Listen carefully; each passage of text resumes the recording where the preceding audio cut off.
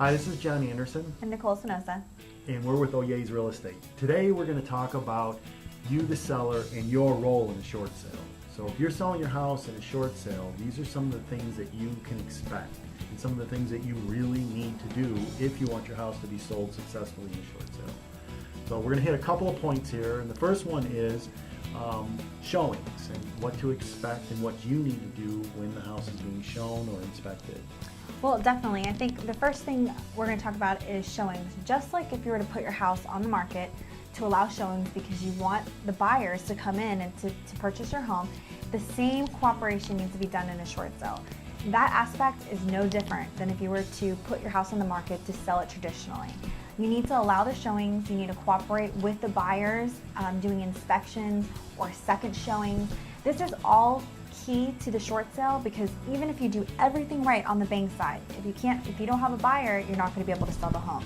So being able to cooperate, not canceling showings or denying showings is going to be very important and very crucial for the part of the short sale in the very beginning. And denying showings is a huge mistake, and there is a possibility that the bank could see that you've denied showings because in some cases showing reports are used in negotiations with the bank, and if the bank sees denied showing, they may get the perception that you don't want to sell the house short and shut it down on you. And they're even asking us now as part of the forms to fill out if the borrower is being cooperative.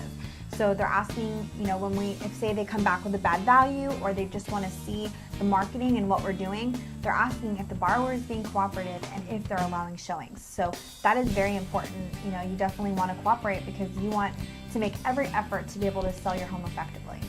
Right.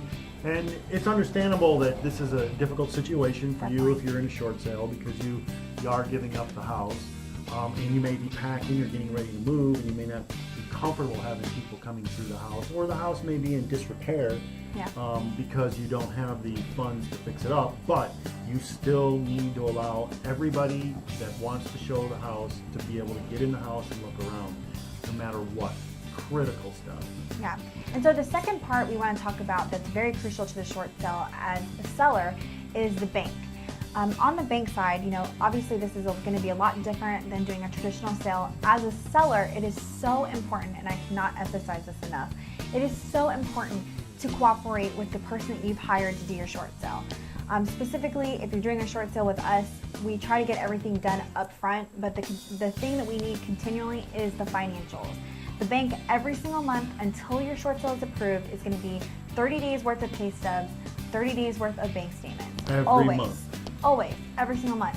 So as a seller and being proactive, get those bank statements, get those pay stubs, send them to your agent. It is going to make the short sale process go a lot faster. We have short sales that are being threatened to be shut down and not approved because they're missing financials. So that is a huge aspect of this process. If the agent that you're working with can't get your cooperation on that, the short sale will never be successful. So the second most important thing then is getting your bank statements and pay stubs in every month so that your agent can get them to the lender. Right off the bat, know that every single time you get a pay stub, every time you get a bank statement, send it in. Be proactive. Also, the other part with the bank is deadlines. The agents, specifically us, when we do a short sale, we have all of these crazy deadlines. Even though the lender will take 2 to 3 months to do something, they will still give you 48 to 72 hour deadlines. It never fails. So as a seller, if your agent that's representing you is coming to you and saying, I need this document, don't waste time. The sooner the better, because that way the bank has no excuses to be able to process your short sale for approval. So that's also another aspect that's very important in the short sale. And then the third piece we're going to talk about is pricing and determining the price on your house. In a short sale, it's the lender that is determining what the house is going to be sold for. The agent or us, we negotiate with them on that when we think they're wrong. Right.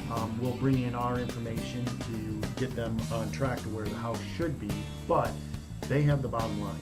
Right. So you, as the seller, really have no say in what the price is going to be on that house. And you should really not be involved in the pricing of the house. It's much better to have less fingers in the pot. Exactly. You as a seller need to trust your agent and that the bank is going to come up with the correct price on that house. And you got to remember, The bank doesn't want to take a bigger loss than necessary, so they're going to get the highest price they think they can for the house. Exactly. And really, that really is so true, because we've had so many sellers that we totally understand this is your house, this is something, you love your house, but you wouldn't be in this situation if we didn't need the bank's approval. So it's really important to trust your agent. If you don't trust your agent, find an agent, find another agent, because that is going to be key. If you can't trust them, you need to find someone that you can.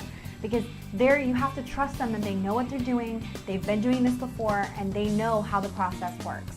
So making sure that, if you want to ask your agent, but definitely you should not be involved in the pricing of the home. Right. It's fine to be aware of what it is, but if you're trying to get higher prices than what the bank is willing, you're going to jeopardize a buyer being willing to pay for it. And to be honest, in a short sale, whether the bank is taking a $10,000 loss or a $200,000 loss, All the same. it's still a loss. So playing with that price is not going to make any difference to you, because you're in a well-negotiated short sale. You're not responsible for the difference of the taxes. So Exactly.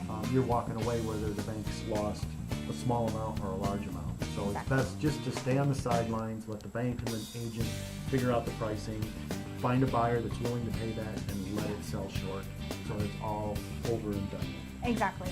And as always, if you have any questions about anything we talked about today, you can always contact us at 972-342-0011. Thanks for watching.